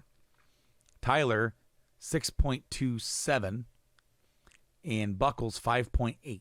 By the way, Damn it, Buckles, 5 would have been hilarious. yeah. I wondered if it was going to be close. Well, there's Buckles, a couple 7s in there, so yeah, this is not your lowest ranking album. that's let me guess. Double put dinosaurs here. Yes. Yeah, that album pissed me off. And that was a 4.9. So you almost got to. I thought you were a Christian radical while we were recording that song or that album. You were mad at that one. that album made me angry. Well, folks, we're going to do final tabulations. I have most of the scores already ready to go. And I'm just going to take a few minutes to wrap this up, and I'll let the other guys just kind of talk and entertain you guys while I do this. But I'm going to step away to finalize this so we can go over the finals, how this is going to work before I let them go and talk. We're going to do the top 10 songs, the bottom 10 songs, and then the final album ranks. I will not be including Unplugged or Music Bank with it, but I made totally fair. I made the executive decision to include both SAP and Jar of Flies as separate entries to be ranked among them. Even though SAP is relatively short, I almost feel like those two together could be one, but those two are a very important part of those early formative years. And when you consider that, yeah, there's like 8 or 9 albums, or almost 8 out, whatever it is, I think they deserve to be talked about. The others, the live thing, I'm going to let that stand on its own. And Music Bank is a collection of songs. So I'll let you guys go for it and entertain the peoples. So I'm just looking back at my rankings for Double Put Dinosaurs here and laughing at my notes and how angry I was. Yep. You were mad, bro. It's Well, okay. Oh, I wait. I'm sorry, guys. The master rank. I didn't say the master rank for Rainier Fog. It was a 6.4. That's pretty middle of the road. Yeah. Mid. It's broth. Yeah, it's all stock, mids, bud. It's water soup. Mids and stems. Ew. Oh God. No, I just looked at I haven't looked at my rankings, my notes from Double Put Dinosaurs here until I just kind of looked back up, and the first thing I saw was Perform Euthanasia. Yeah. Like, oh boy. I kind of feel bad. I wanted to like this album more. I just Can't force it. There is a lot to be said about we always Taking make a the big joke dab. old man yells at cloud, but I like the Alice in Chains that made me fall in love with the band. That's not who they are anymore, and that's okay. Yeah. I thanks to Spotify and everything, just the world that we live in, I don't have to consume any of their modern material, Mhm. and I can still support them, and it doesn't change anything about it. And There's there's another band that I'm very much like that with, actually, and I actually thought about this while listening to this album because it was kind of a similar mindset. Was Linkin Park. I used to be a Yeah. diehard Linkin Park fan. Like one of the first concerts I ever got to go to, my 13th birthday, I went to a Linkin Park show. Damn. This Linkin Park Puddle of Mud at El Nino was fun. But their first 3 albums are still. I listened to Meteor the other day coming home from work. Yep. And I forgot how much I fucking love that album. that's a good ass album. But from Minutes to Midnight on, I can't listen to them. It's just, Yeah, it's a different band, and it's just not for me. Yep. But that doesn't make them bad. It just makes it it's not for me anymore. It used to bother the hell out of me because it felt like everything was just drony and I hate to say it, but Chester whining about everything, and the Right. later albums kind of got to that. But again, it didn't make it bad. It just made it not the same. It made it not for me. And there's nothing wrong with that. I could still go back and listen to the old shit if I wanted to. Still do, clearly. If you really want to trip sometime, go back and listen to Reanimation. That album still stands out really well for what it is. Oh yeah, for sure. It's a fun album. All right, so this is how it's going to work, guys. We have a couple of ties in both categories for top 10 and bottom 10. And what we're going to do is that when we count it down from 10, from the bottom 10, and if we get to a tie, we're going to pick which one is better or worse in this case. Or actually, for this, it would be better, and then the next one was worse. Which one's better? And then that one will automatically. We're not going to spend a lot of time on it. We're not going to debate it too much. But are you guys ready for the bottom 10? Sure. Yep. Oh yeah. Coming in at number 10 with a score of 5. This is the worst. Yes, with a score of 5.75. Queen of the Radio from Music Bank was the live song that was on there. Yep. Okay. Yep. We're not counting the bonus track that you okay, No. That is on its own separate line of existence, just like Unplugged. You're fine. Unplugged. I'm going to spoil something right now. Unplugged is the highest ranked album, Yep. but we're not featuring it because it's not a studio album.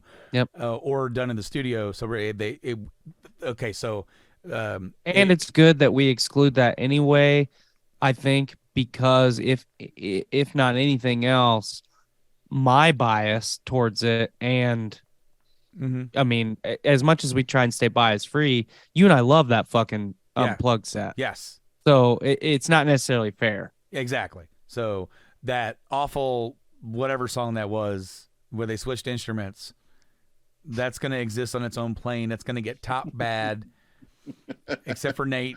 He likes it. Yep. He would give it a 10 just to spite us. So Queen of the Rodeo Live, huh? Queen of the Rodeo Live. Number 9 is Lab Monkey. Yep, that one's bad. From Devil Put Dinosaurs here with a 5.65. And coming in at number 8, we got to make a decision. We have our first tie. Ooh, here we go. So, would you prefer Breath on a Window from Devil Put Dinosaur here or Red Giant from Rainier Fog? And Red Giant's a worse song. You think it's worse? Yeah, I would pick Breath. Yeah, I think I gave them both a 5. So Yes, you did. No, sorry. No. Red Giant is the worst song. yeah, is what I'm okay, trying to say. I can agree with that. With that. So based off of our rankings, yes. Buckles, you gave it a 5. You gave both 5. TY, you did give Breath on a Window a 0.25 higher. I gave it I think I gave it a full point higher. So, okay. There it is. It's settled. Red Giant is a worse song. Yeah, I agree. Totally. So coming in at number 8 is Breath on a Window. And coming in at number 7 is Red Giant. And they both had a score of 5.56. Coming in at number 6, Pretty Done. I'm trying, and forgive me as I'm trying to remember what album some of these are coming off of. That's off Devil Put Dinosaurs here. Is Pretty Done? Oh, cassette number 2. Yep. So think about that right here. How many songs is that from Devil Put Dinosaurs here? Yeah, that's 2 now. Well, Could have been 3. Yeah. will we have Lab Monkey, Breath on a Window, Oh, so that's 3. Yeah, and, 3. and Pretty Done. Coming in at number 5 is Choke. Wait, did I say the rank for Pretty Done? No. No. 5.43. Coming in at number 5 is Choke with 5.31. Guess what album that's on? Devil Put Dinosaurs here. Yeah. You're not going to believe this. Coming in, we have another tie, so we have to figure out. Well, I guess I numbered this wrong. So maybe Queens of the Rodeo doesn't actually get on here. But there's a tie here for what would be number 4 and 5. But they both rank a 5. So I don't know what you guys want to do. It is Devil Put Dinosaurs here. Okay. And Nothing Song. Okay. So me personally, this is easy. Nothing Song is definitely the worst song of those two. But I'm also biased to the Devil Put Dinosaurs here. I vibe that song real hard. So do I'm trying I. to see what album was Nothing Song on. Self-titled, the sludgy song, the Yep. sludgy album. Yeah. I don't vibe that song. I think I gave Nothing Song a better ranking. What do you think, Nate? Nothing song. Nothing Song is worse or better? Better. So now we are at another fucking impasse. Mhm. All right. So here's what we're gonna do. In that case, Why don't we just make them a tie Yep. since they have Yeah. the same score? there you go. We can't come to a consensus. So tied at number 4 is Nothing Song, and to put the Devil Put Dinosaurs here with 5. Coming in at number 3, I think I fucked up. I don't remember that song. Oh yeah. Some got fucked up here. Well, okay. Let's look at it this way then, real quick. And this may not vibe with how you want to do your rankings, but if we're willing to give those two a pass and let them say tied, can we just have the other ones tied as well? If it's only been tied, if it's not like a 3 or 4 or 5 way tie, if it's just tied between 2, Yeah. I'm okay with having a tie it for a double tie at 1. But if that's going to throw off your rankings, don't worry about it. Well, it's just a matter of we've already kind of done that, and Fair. basically for this for number 3, I wrote down the score, but for some reason deleted the name of the song. So now I'm trying to find the fucking song. Vamp, shut up, guys. Vamp. He's looking for things. I am looking for things. I'm looking for a certain number. I am things. I am looking. Stuff.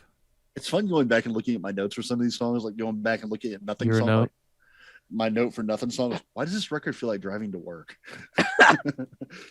That's harsh. Yeah. I don't want to go to work tomorrow. I'll tell you that. I didn't go today. That's a big don't wanna shame. go I left tomorrow. early today. So I left I didn't early go yesterday. So I called off yesterday. Yay, snow. I hate snow. Fuck snow. So I think I found it, and the reason why I was confused is because coming at number 3 is Intro Dream Sequence Iron Gland from Dirt. Yep. Awful. Yeah, none of us like that. That was a 4.07. Coming in at number 2, Frogs. Yep. That was also from the self-titled. Yep. Last track, right? No. Second to last. Second to last. So also, in this case, like, I also did not include any of the song versions from Unplugged this time. Like, Right. the only reason why Metallica had some of those included is because we ended up really including S&M because it had exclusive songs to it. Fair. Um, But since there were so many of these that were going to be similar, or maybe scored a little higher, if a song is already on the list, it's not mentioned again on From Unplugged, and that's kind of what this is, because Frogs didn't score very well on that one either, a little higher. But the number one, Frogs is 4.05. The number one worst song ranked, "Hung on a Hook," and that was also on Devil Put Dinosaurs Here with a 3.18. Yeah, not good. That was the Perform Euthanasia song. Yeah.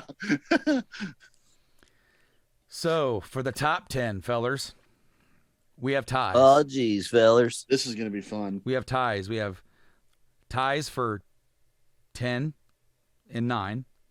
We have a tie for 8 and 7. The only song we don't have a tie for is number 6. But the top 5 are all perfect scores. Wow. Yeah, that's what I was wondering. So here's where we're going to go. Do you want me to name them as they are written? Because I wrote them in the order of rank and then order of release.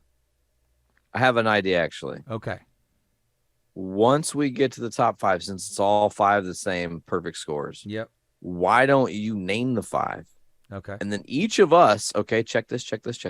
Each of us independently, without speaking anything, are going to write what we think are our 1 to 5 in our order. And we'll do number 1 rank is worth 5 points, and so on. So number 2 rank is 4, number 3 is 3, 4 is 2, and 5 is 1. And then based on points, we see who is the true winner. It's up to I'll you guys. speed tabulate. I can speed tabulate it if you guys are worried about the math. I can do it fast. All right. I'm cool with that as long as it can be speedy, as long as we're not here for another hour. I'm good with whatever. All right. Yeah, just give us the tracks once we're there, and built we'll for make speed. magic happen. All right. So it's I am coming in speed. at number 10. We have to make a decision between 10 and 9. And that is I Stay Away and Rain When I Die, 9.06 for both of these. Which one of these, in this case, is worse? I think Rain When I Die is the better song. The better song? I think it's the better song. Oh nah, this is so hard. I Stay Away is one of my favorites. That chorus, the those power of that those- chorus, man. Oh, Those two are both two of my favorites. No, But- actually, take it back. Reverse it. I think I got to go. I Stay Away is the better song. of the two. All right. Yep. Stay Then. away. So Totally. Yep. I had to hear that. Once Nate said that chorus, I was like, okay, I gotta hear it. and then like okay, yeah, dun, dun, dun, dun, dun, it's so powerful, bro. Oh, and then it switches to that like grunginess. They just like grunge it, yeah, So that's definitely the number- better one. number 10 is number 10 is Rain When I Die. And number 9 is Yep. I Stay Away. Yep. Now, number 8 and number 7, we got to figure this out. Okay. Your Decision and Check My Brain. Interesting. Off the same album. Weird. Check my brain easily. 9.37. Which song is the better song and worst song? Your Decision. Your I'd decision. I'd say check my brain easily, but I'm wrong. I love the song Check My Brain. I think the groove of it is amazing. Honestly, it's one of the we covered it. Brando knows. It's a personal love type vibe for me. Yep. Same. However, Check my brain's my only song I really will go back and listen to from their later half. Your Decision will still make me cry anytime I put it on because it is That's that a good fucking one, man. powerful. So that's my decision is Your Decision. I can't argue with it. I love both of the songs, but I can't argue with it. So I'm going to have to agree that Your Decision is the better one. So coming in at number 8 is Check My Brain. Yep. Which I think it's still totally respectable. Absolutely. I mean, you're talking about the top 10 songs that a band's ever done. Yep. And you have 2 from the newer era In the top 10. in the top 10. Yep. That's pretty damn good if you ask me. Number 6, we don't have to argue about. Nice. Number 6 is Them Bones at 9.8. Fuck yeah, dude. Them bones. Now we've reached The real battle. the top 5, fellas. This is going to get interesting. Using the powers of deduction, I'm sure you know what some of these are. Oh yeah. I'm actually a little confused, or not confused, but I'm curious because there's so many songs on those first like 3 albums I could rank that high. So we're going to go right down the list here. And like you guys want to individually contabulate. Yeah, do it.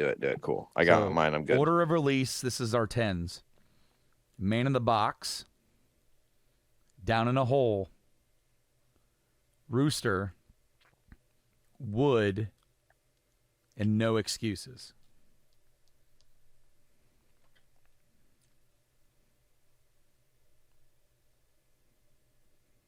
So we got to come up with our top 5. Rank those how we Yes. would. Okay.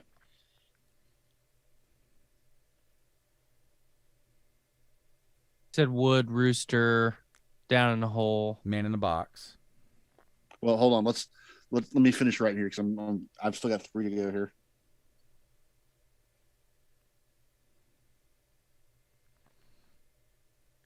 And No Excuses. Thank you.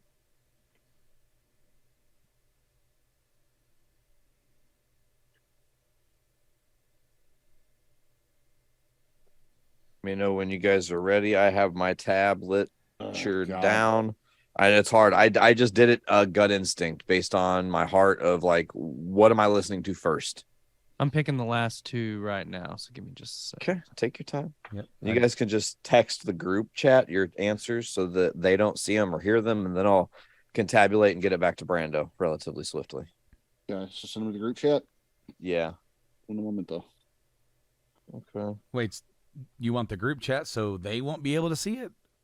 Are you saying They like being the listeners. Oh, The they being listeners, yeah, All or right. the viewers, yeah. All right. Because we can know our own, All our right, own, all right, yeah, yeah, All right, there are mine.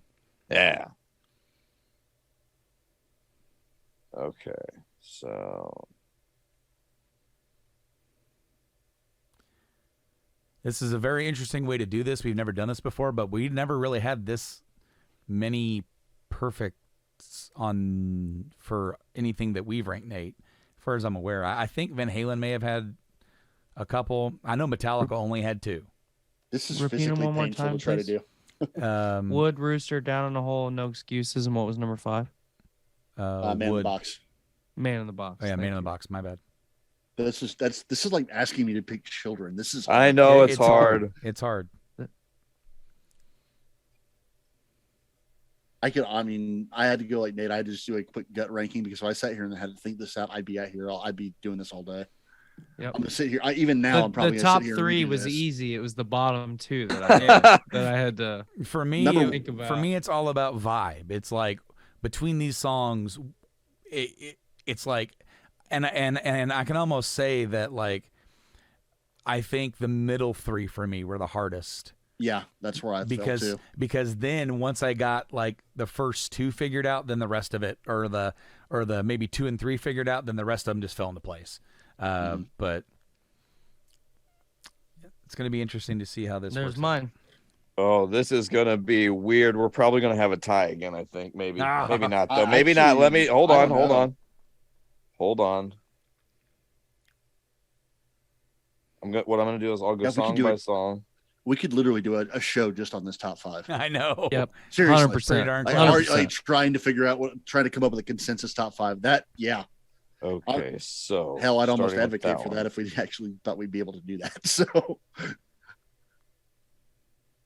oh man, this is physically painful. I hated. Yeah. It was hard. It was like I said, those bottom 4 and 5 was really hard for me. Yeah. 1 and 2 was easy.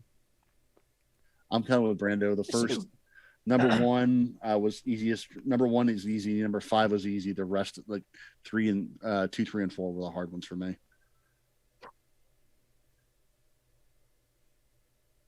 I think it's worth saying something that, unless I'm mistaken, everything but No Excuses comes off the Dirt album.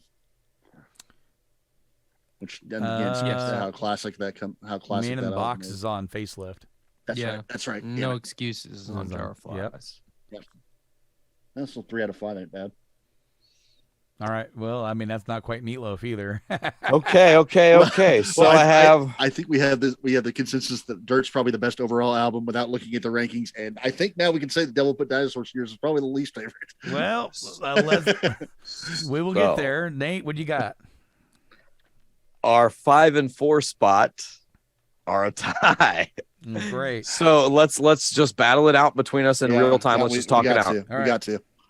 Both scored 9. No Excuses and Man in the Box. That's so weird because So New Excuses was my number 1. Man in the Box was my number 5. So mine's pretty clear. Okay. Actually, No Excuse wasn't my number 1. It was my number 2. I'm sorry. Number 2. That is my 4 and 5. So personally, I would put No Excuses at 5. I would put No Excuses at 5. would say I Man- think Man in the Box. because of replayability and the fact that it was everywhere in the world, Man in the Box is the more recognizably better song. So I hate to say it, even though I love No Excuses and everything about it, from the drums, we've droned on about it. Go to the first episode, check that out. Honestly, though, I'm going to vote also with Brando and TY on this one and not keep us stuck in a loophole of a tie. We'll put Man in the Box as our 4, but No Excuses as our 5. Now let's get on to our final 3. How about Here we go. Brando? Are you receiving transmission? I am. Here is our number 3 track. I'll send it over to you now. Our number 3 track is Rooster. Which I think is totally fair. It's was so my good. lowest. I mean, Rooster That's- was my that- lowest.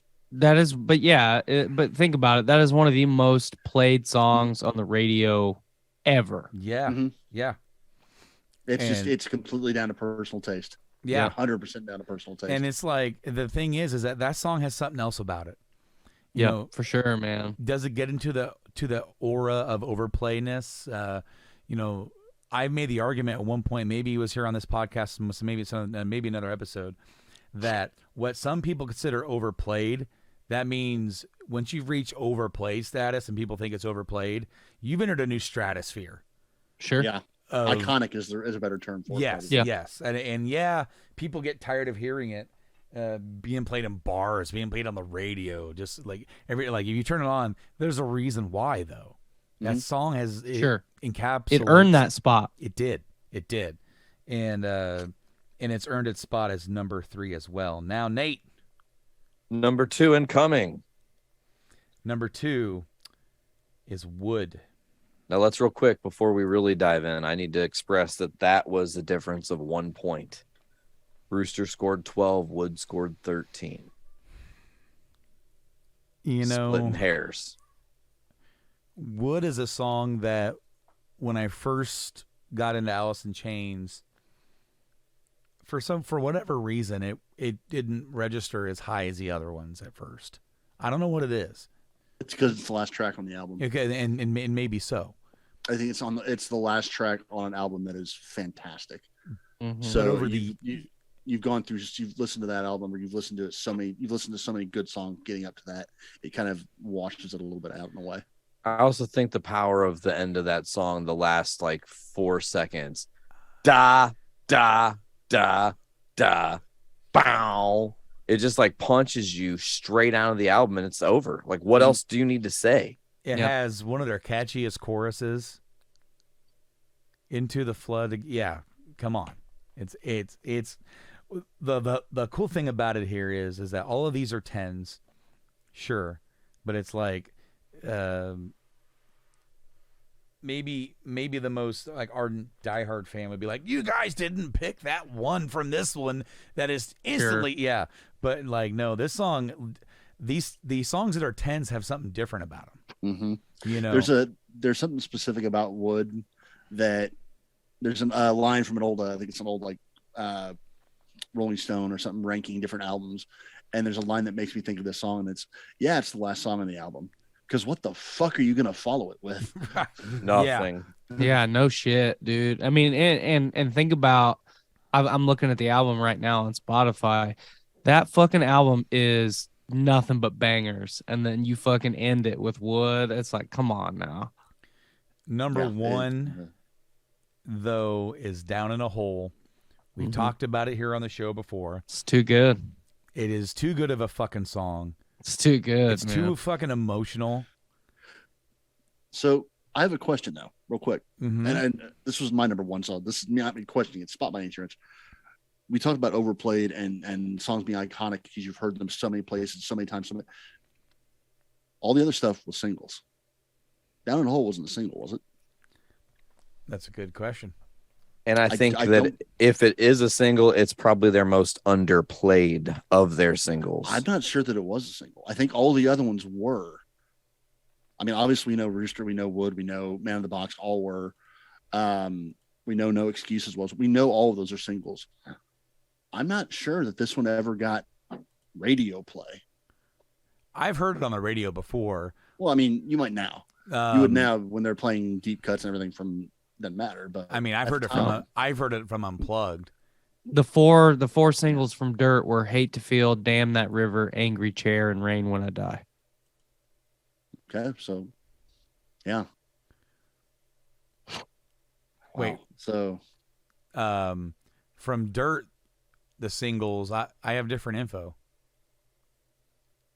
for Okay, singles.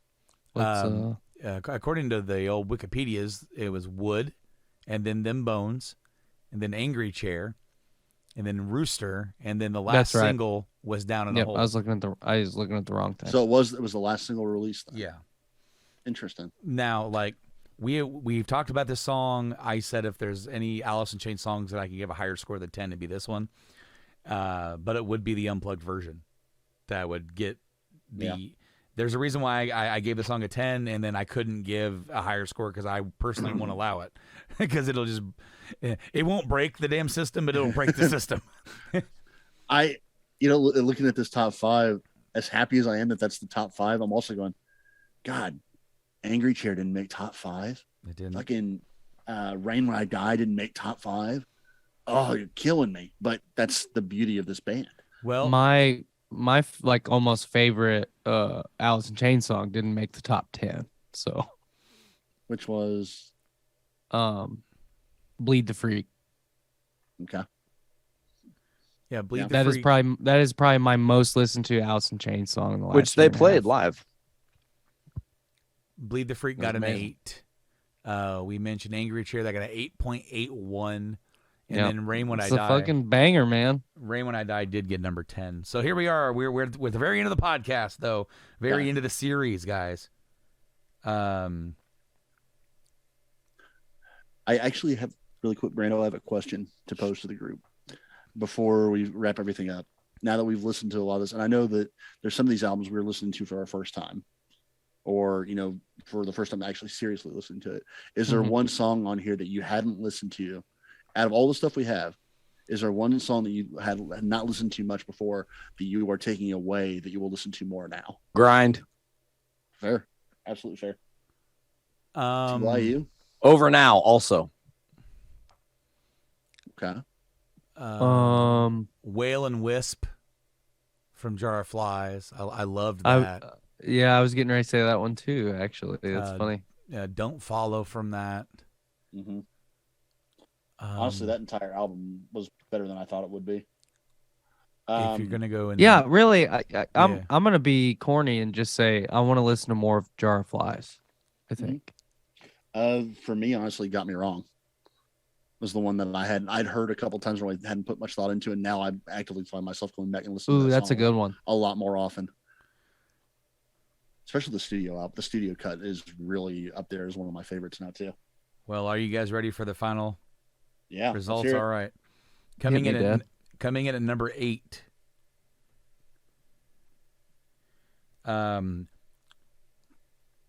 It is The Devil Put Dinosaurs Here at 6.09. Of course. Of Number course. 7, Rainier 6.9. Fog, 6.4. Okay. Number 6, self-titled Alice in Chains, 6.56. Number 5, Facelift, 6.99. Number 4, Sap, 7.22. What's our top three? Black Gives Way to Blue, That is still surprising. to me. Surprising. That is very 7.38. surprising to me. Number 2, Jar of Flies, 8.41. And number 1, Dirt, Dirt, obviously. 8.45. 49. Dirt. And you know what's funny? Black Gives Way to Blue. That is up there with some of my top ranked albums that I've ranked here on the show. That is legitimately surprising. It was to me too. I really Pretty solid. It is a solid record, and it has a different feel to it. But guys, that is Rank 'em All, Alice in Chains. We are done. We did it. 16 months, we did it. We have arrived. We came. We saw. We ranked, and I want to thank all three of you guys for hopping on this and sticking with this for as long as we did. Buckles, thank you so much for lending your talents to this show. It's been a joy having you. Thank you, man. I appreciate it. We hope to do something again in the future. TY, buddy, I miss you. I miss you so much. I miss you. I wish that we could just fucking sit down and hang out and get stupid high and just giggle. And, Hell yeah. And that's going to happen in one of these days. And, once again, I would love to get this foursome back together at some point and do some other ranks. And Absolutely. I'll bring my cowboy hat. Hell, please, Oh yeah. please. If you do that, I might not be able So to. Garth continue Brooks, myself. that's next. Sorry, Right. I just pictured Tyler the giant cowboy hat from Dumb and Dumber, and that's all I want to see now. Yes. I'm Doug Dimsdale from the Dimsdale Dimmadome. Well, Nate, Dimmadome. Nate, we are Brooks and done with this.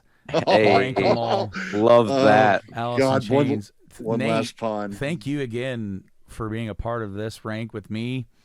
And man, I miss you too. I haven't. Bro, I love you guys, and we do need to all link ourselves very soon. Mhm. Yes, dude. Like I feel like this is the longest period of time where I just don't hear from you or see. You are any a hard man to interaction track from down. you.